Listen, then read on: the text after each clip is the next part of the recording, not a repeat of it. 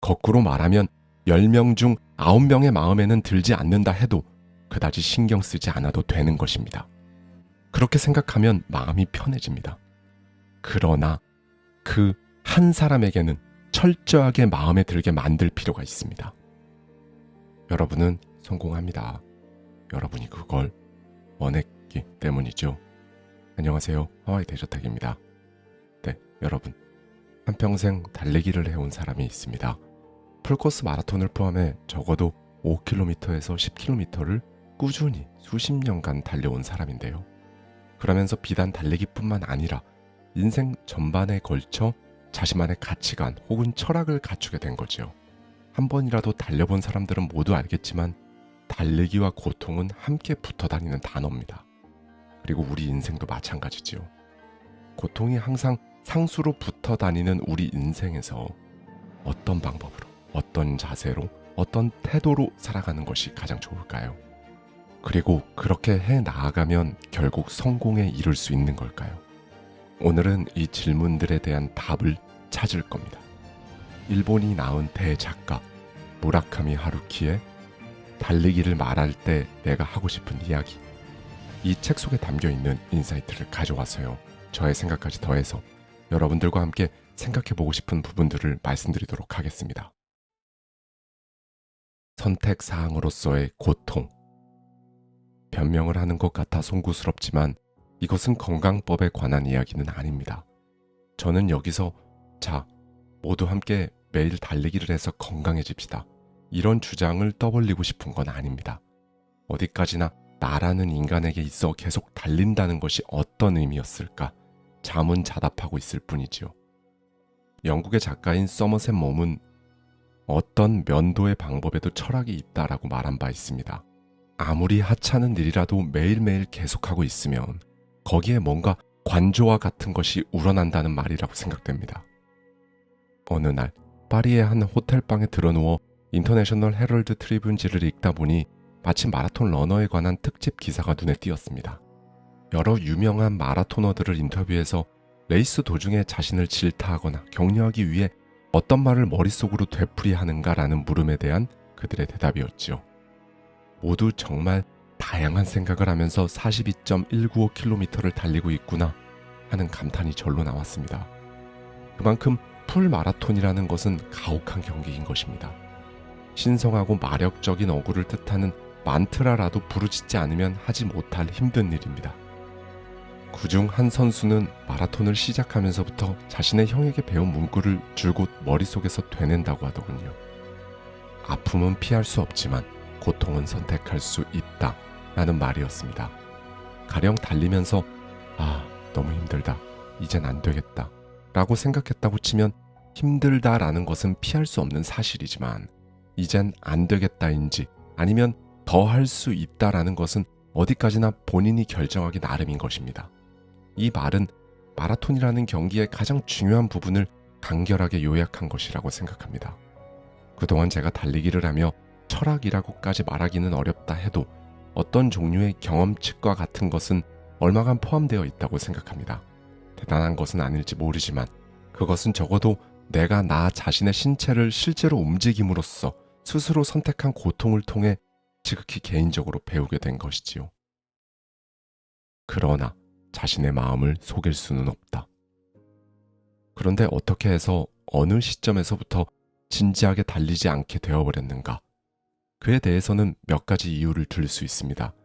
먼저 사는 일이 점점 바빠지고 매일매일이 생활 속에서 웬만큼 자유로운 시간을 내기 어렵게 되었다는 점입니다. 젊을 때는 시간은 얼마든지 있었다라고 말하는 건 아니지만 적어도 이렇게 자질구레한 일이 많지는 않았지요. 그런 잡다한 일이 나이를 먹어감에 따라 왠지 자꾸만 늘어가는 것 같습니다. 그러나 그다지 열심히 달리지 않게 된 가장 큰 이유는 내가 어느 시점부터 달린다는 행위에 어느 정도 실증을 느꼈기 때문일 것입니다. 지는 걸 좋아하는 사람은 없지요. 물론 나라고 해서 지는 걸 좋아할 리는 없습니다. 그러나 왠지 모르게 다른 사람을 상대로 이기거나 지거나 하는 경기에 대해서는 옛날부터 한결같이 그다지 연연하지 않았습니다. 그러한 성향은 어른이 된 뒤에도 대체로 변하지 않았습니다. 어떤 일이 됐든 다른 사람을 상대로 이기든 지든 그다지 신경 쓰지 않았습니다. 그보다는 나 자신이 설정한 기준을 만족시킬 수 있는가 없는가에 더 관심이 쏠립니다. 마라톤 풀코스를 달려보면 알게 되지만 레이스에서 특정한 누군가에게 이기든 지든 그것은 러너에게 별로 문제가 되지 않습니다.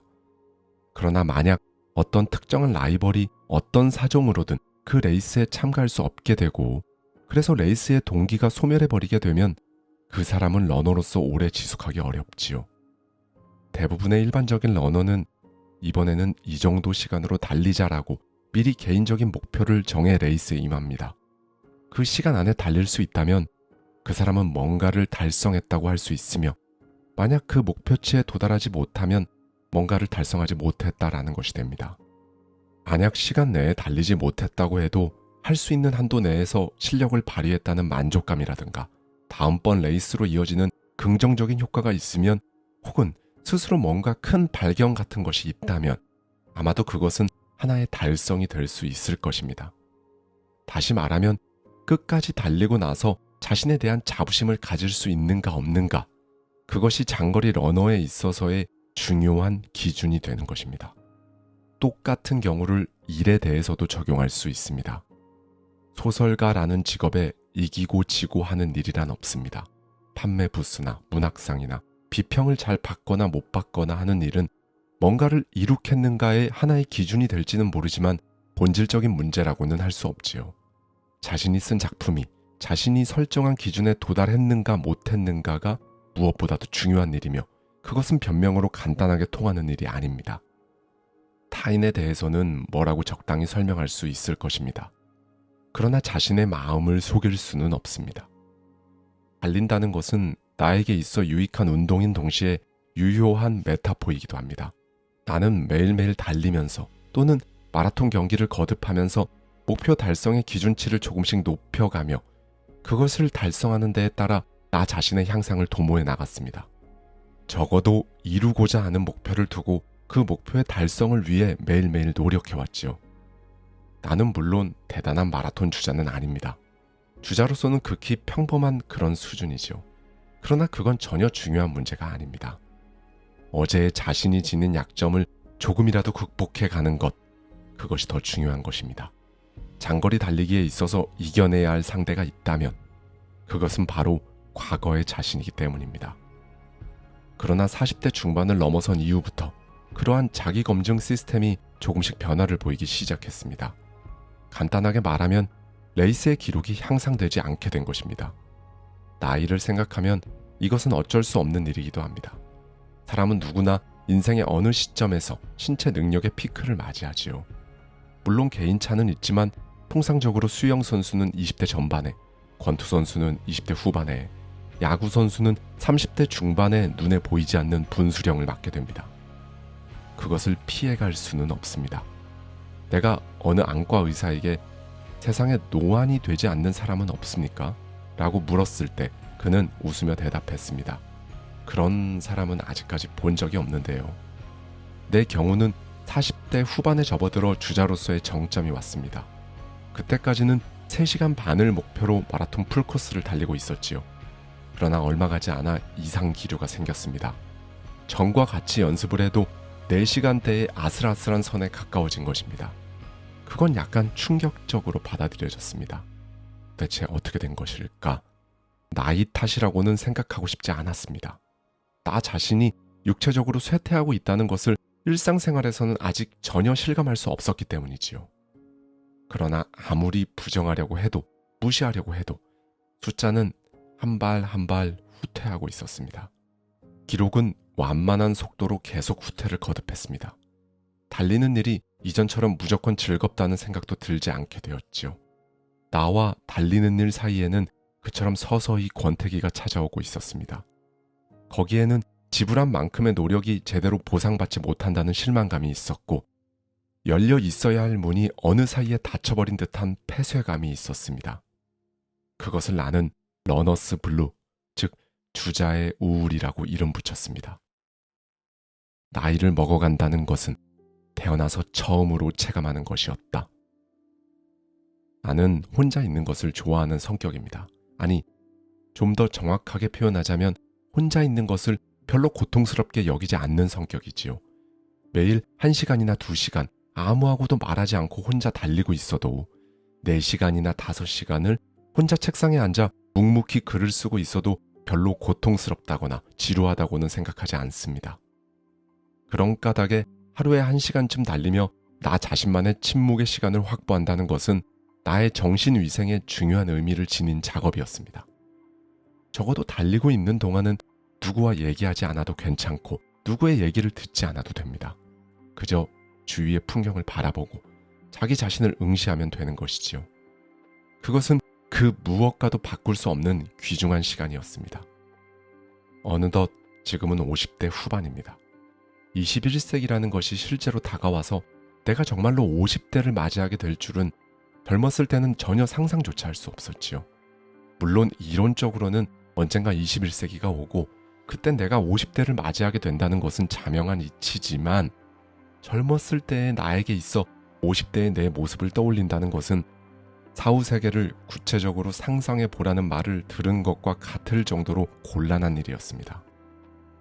나이를 먹어간다는 것은 태어나서 처음으로 체험하는 것이고 거기에서 느끼는 감정 역시 처음으로 맛보는 감정인 것입니다. 그 이전에 단 한 번이라도 경험해 본 일이라면 좀 더 분명하게 여러 가지 일을 따져볼 수 있을 테지만 아무래도 처음 겪는 일이기 때문에 그렇게 간단히 지부하기는 쉽지 않습니다. 나에게 있어 하나의 소중한 자산. 앞서도 말한 바와 같이 일상생활에 있어서나 직업적인 영역에 있어서나 타인과 우열을 겨루고 승패를 다투는 것은 내가 추구하는 삶의 방식이 아닙니다. 지극히 상식적인 말을 하는 것 같지만 가지각색의 사람들이 있고 그것으로 세계는 성립되어 있지요. 다른 사람에게는 그 사람만의 가치관이 있고 그에 따른 삶의 방식이 있습니다. 그와 같은 차이는 일상적으로 조그마한 엇갈림을 낳고 몇 가지인가의 엇갈림이 모이고 쌓여 커다란 오해로 발전해 갈 수도 있습니다. 그 결과 까닭 없는 비난을 받기도 하지요. 당연한 얘기지만 오해를 받거나 비난을 받거나 하는 일은 결코 유쾌한 일은 아닙니다. 그 때문에 마음에 깊은 상처를 입을 수도 있지요. 그건 괴로운 체험입니다. 그러나 나이를 먹어감에 따라 그와 같은 괴로움이나 상처는 인생에 있어 어느 정도는 필요한 것이다 라는 점을 조금씩 깨닫게 되었습니다. 생각해보면 타인과 얼마간이나마 차이가 있는 것이야말로 사람의 자아라는 것을 형성하게 되고 자립한 인간으로서의 모습을 유지해갈 수 있도록 만드는 것이니까요. 내 경우를 말한다면 소설을 계속 써 나아갈 수 있는 것입니다. 하나의 풍경 속에 타인과 다른 모습을 파악하고 타인과 다른 것을 느끼며 타인과 다른 말을 선택할 수 있는 가능성을 지님으로써 나만의 이야기를 써 나갈 수 있는 것입니다. 그리고 결코 적지 않은 수의 사람들이 내가 쓴 것을 손에 들고 읽어준다는 드문 상황도 생겨납니다. 내가 다른 누구도 아닌 나라는 것은 나에게 있어 하나의 소중한 자산인 것입니다. 누군가로부터 까닭 없이 비난을 받았을 때 또는 당연히 받아들일 거라고 기대하고 있던 누군가로부터 받아들여지지 못했을 때 나는 언제나 여느 때보다 조금 더 긴 거리를 달리기로 작정합니다. 여느 때보다 더 긴 거리를 달림으로써 결과적으로 가장 밑바닥 부분에서 몸을 통해 인식하는 것이지요. 그리고 여느 때보다 긴 거리를 달린 만큼 결과적으로는 나 자신의 육체를 근소하게 남아 강화한 결과를 낳습니다. 분한 일을 당하면 그만큼 자기 자신을 단련하면 됩니다. 나는 그렇게 생각하며 살아왔습니다.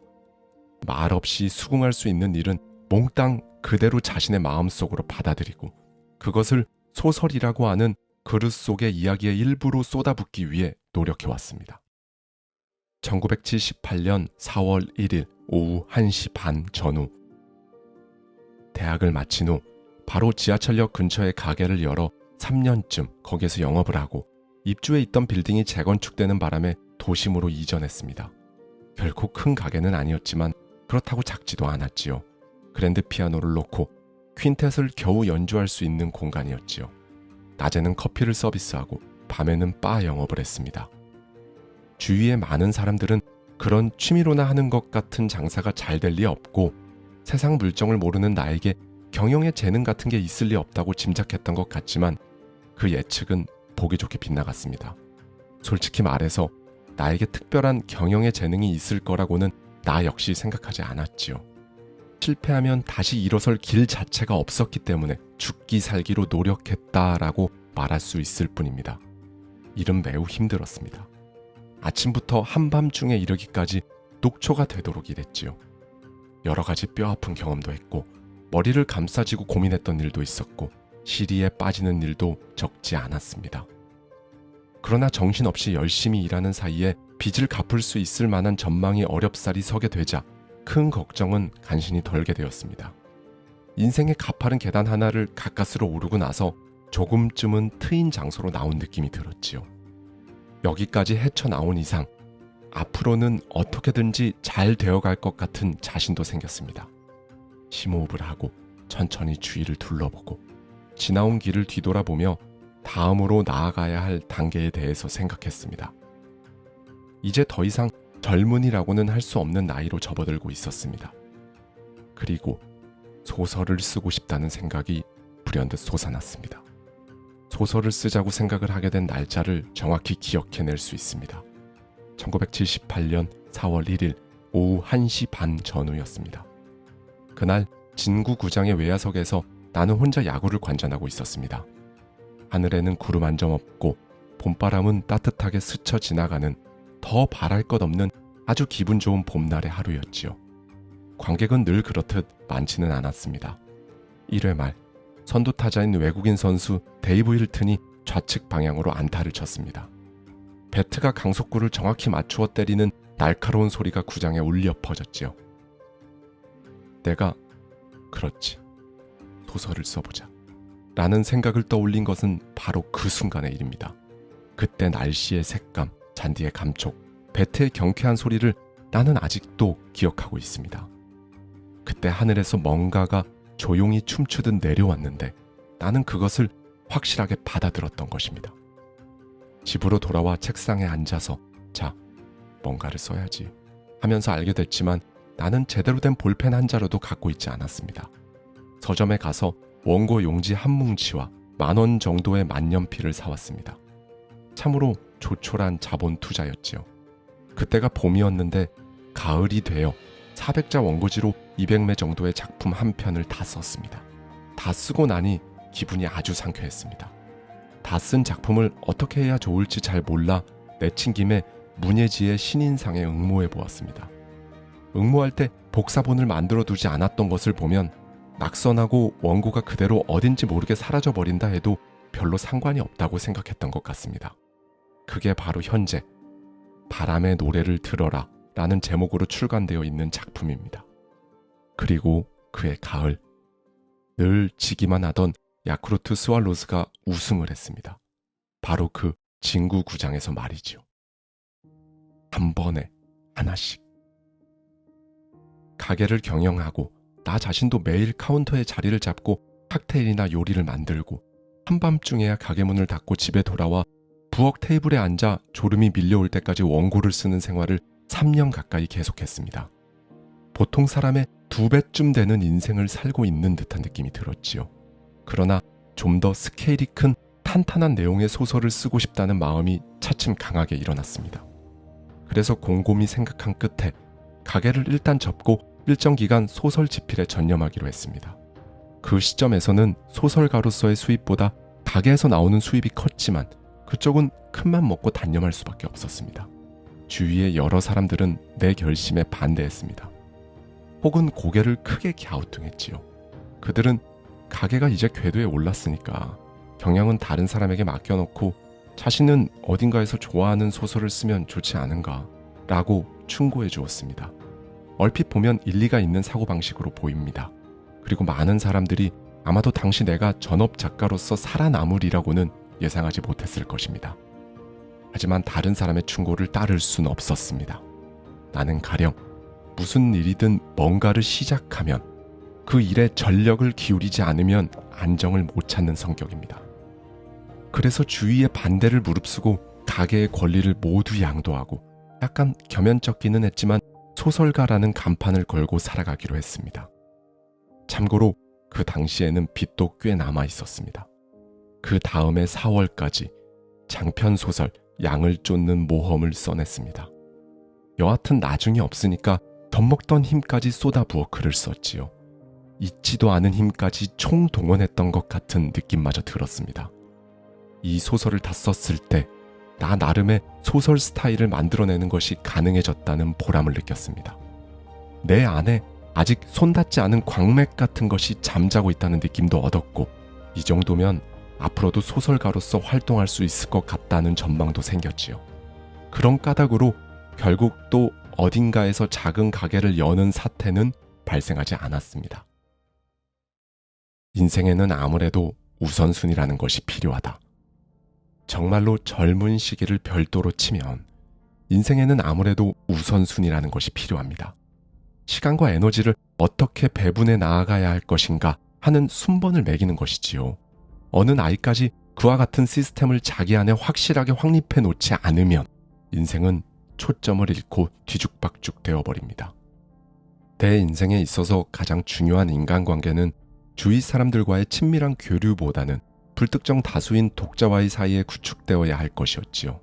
내가 생활의 기반을 안정시키고 지필에 몰두할 수 있는 환경을 만들고 조금이라도 질 높은 작품을 완성해가는 것을 많은 독자들은 분명 환영해 줄 것입니다. 그것이야말로 소설가로서의 나의 책무이며 최우선 사항이 아닐까요? 그러한 생각은 지금도 변함이 없습니다. 독자의 얼굴은 직접 볼 수 없지요. 그것은 어떤 의미에서는 관념적인 인간관계입니다. 나는 일관되게 그와 같은 눈에 보이지 않는 관념적인 관계를 나 자신에게 있어서 가장 의미 있는 것으로 정해서 인생을 보내왔습니다. 가게를 경영하고 있을 때도 대체로 같은 방침이었습니다. 가게에는 많은 손님이 찾아옵니다. 그 10명 가운데 한 명이 상당히 좋은 가게다, 마음에 든다, 또 오고 싶다 라고 생각해주면 그것으로 족합니다. 10명 중에 한 명이 단골이 되어준다면 경영은 이루어지는 것이지요. 거꾸로 말하면 10명 중 9명의 마음에는 들지 않는다 해도 그다지 신경 쓰지 않아도 되는 것입니다. 그렇게 생각하면 마음이 편해집니다. 그러나 그 한 사람에게는 철저하게 마음에 들게 만들 필요가 있습니다. 그래서 경영자는 명확한 자세와 철학 같은 것을 기치로 내걸고 그것을 강한 인내심을 가지고 비바람을 견디며 유지해 나가지 않으면 안 되는 것이지요. 그것이 가게를 경영하면서 내가 몸소 체득한 것이었습니다. 아무것도 먹지 않아도 살이 찌는 체질이라면 나는 아무것도 하지 않고 내버려 두면 살이 찌는 체질입니다. 그것과는 대조로 아내는 아무리 먹어도 운동을 하지 않아도 전혀 살이 찌지 않지요. 그래서 나는 자주 인생은 참 불공평하다고 생각했습니다. 어떤 사람이 노력하지 않으면 얻을 수 없는 것을 어떤 사람은 노력하지 않고도 손쉽게 얻습니다. 그러나 생각해보면 그런 살찌기 쉬운 체질로 태어났다는 것은 도리어 행운이었는지 모릅니다. 즉, 내 경우 체중이 불어나지 않게 하기 위해 매일 열심히 운동하고 식사에 유의하고 절제하지 않으면 안 되는 것이지요. 골치 아픈 인생입니다. 그러나 그와 같은 노력을 게을리하지 않고 계속해 나아가면 신진대사가 높은 수준으로 유지되고 결과적으로 몸은 건강해집니다. 그런데 거의 노력을 하지 않아도 살이 찌지 않는 체질의 사람은 운동과 식사에 유의할 필요가 없습니다. 필요도 없는데 그런 귀찮은 짓을 일부러 하려고 하는 사람은 그다지 많지 않을 것입니다. 그래서 나이를 먹어감에 따라 체력이 점점 쇠퇴해가는 경우가 많지요. 의도적으로 관리하지 않으면 자연히 근육이 약해지고 뼈가 약해져 가는 것입니다. 즉, 무엇이 공평한가 하는 것은 장기적으로 보지 않으면 잘 알 수 없는 법입니다. 지금 이 영상을 보고 있는 분들 중에서도 정말 조금만 방심하면 바로 체중이 불어난다 라는 고민을 가지고 있는 분이 있는지도 모르겠습니다. 그러나 그것은 앞서 말한 바와 같은 이유로 오히려 하늘이 내린 행운이라고 긍정적인 방향으로 생각해야 할 일이 아닐까요? 적신호를 보기 쉬운 만큼 오히려 다행스러운 것이라고. 생각해보면 그런 관점은 소설가라는 직업에도 딱 맞아떨어지는 말일지도 모릅니다. 타고날 때부터 재능이 풍부한 소설가는 아무것도 하지 않아도 자유자재로 소설을 쓸 수 있지요. 샘물이 퐁퐁 솟아나듯이 문장이 자연스레 솟아올라 작품이 완성됩니다. 노력할 필요 같은 것은 없습니다. 그런 사람이 덜어는 있습니다. 그러나 유감스럽게도 나는 그러한 타입은 아닙니다. 스스로 아무리 돌아보아도 나에게 샘 같은 것은 눈에 띄지 않습니다. 괭이를 손에 쥐고 부지런히 안반을 깨고 구멍을 깊이 뚫지 않으면 창작의 수원에 도달할 수 없습니다. 소설을 쓰기 위해서는 몸을 혹사하고 시간과 노력을 들이지 않으면 안 됩니다. 그러나 그와 같은 생활을 오랜 세월에 걸쳐 해가는 동안 새로운 수맥을 찾아내고 단단한 안반에 구멍을 뚫어 나가는 일을 기술적으로나 체력적으로 효율성 있게 할 수 있게 됩니다. 그러니까 하나의 수원이 메말라 간다고 느껴지면 과감히 바로 다음 수원으로 옮기는 것이 가능한 것이지요. 자연의 수원에만 의지하고 있던 사람은 갑자기 그렇게 하려고 마음 먹어도 그렇게 쉽게 할 수 없을지도 모릅니다. 인생은 기본적으로 불공평한 것입니다. 그것은 틀림없는 사실입니다. 그러나 가령 불공평한 장소에 있어도 그곳에 있는 종류의 공정함을 희구하는 것은 가능하다고 생각합니다. 그것에는 시간과 노력이 들지도 모릅니다. 그런 공정함에 굳이 희구할 만큼의 가치가 있는가 어떤가를 결정하는 것은 물론 개인의 재량입니다. 나와 여러분은 나이를 먹어갑니다. 젊다는 것은 온몸에 자연스러운 활력이 충만해 있다는 것을 의미합니다. 집중력이나 지속력도 필요하다면 저절로 생기지요. 이 시기엔 굳이 애써 찾을 것은 거의 아무것도 없습니다. 젊고 재능이 있다는 것은 등에 날개가 돋친 것과 같은 것입니다. 그러나 그러한 자유로움과 활달함도 많은 경우 젊음을 잃어감에 따라 차츰 그 자연스러운 기운과 선명성을 잃어가지요. 이전에는 가볍게 할 수 있었던 일이 어떤 연령대를 지나면 그만큼 간단하게 할 수 없게 되어버립니다. 강속구 투수의 구속이 점점 떨어져 가는 것과 똑같은 것입니다. 물론 사람이 성숙해감에 따라서 자연스러운 재능의 감퇴를 커버할 수도 있지요. 강속구 투수가 어느 시점부터 변화구를 위주로 한 두뇌 피칭으로 전환해 가든 말입니다. 그러나 그러한 것에도 물론 한계가 있지요. 거기에는 상실감의 안개와 같은 그늘도 어른거리게 됩니다. 한편 재능이 별로 풍부하지 않은 나와 같은 평범한 작가들은 젊었을 때부터 자기 스스로 어떻게든 근력을 쌓아가지 않으면 안 됩니다. 그렇게 그와 같은 근력을 재능의 대용품으로 사용하지 않을 수 없지요. 그러나 그렇게 해서 어떻게든 견디어 나가는 사이에 자신 속에 감춰져 있던 진짜 재능과 만나기도 합니다. 삽을 써서 비지땀을 흘리며 열심히 발밑에 구멍을 파 나가다가 아주 깊숙한 곳에 잠들어 있는 비밀의 수맥과 우연히 마주치는 그런 경우지요. 이런 경우 정말 행운이라고 부를 만합니다.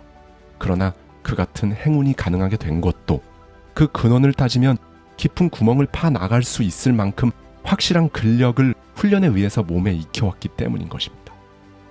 말년의 재능을 꽃피운 작가들은 많든 적든 그러한 과정을 거쳐온 것이 아닐까요? 마지막으로 이걸 꼭 기억해 주시기 바랍니다. 어떤 방법으로, 어떤 방향에서 자신을 보강해 가느냐 하는 것이 각각의 개성이 되고 특징이 됩니다. 아무튼 여러분이 여기까지 쉬지 않고 계속 달려온 것은 잘한 일이라고 생각합니다. 한 사람의 불완전한 인간으로서, 한계를 끌어안은 한 사람으로서 모순투성이의 불분명한 인생의 길을 더듬어 가면서 그래도 여전히 무언가를 원하는 마음을 품는 것이 가능하다는 것은 역시 하나의 성취라고 부를 수 있을 것입니다. 다소 과장되게 들릴지도 모르지만 기적이라고 해도 좋을 것 같은 느낌마저 듭니다. 감사합니다. 지금까지 하와이 대저택이었습니다.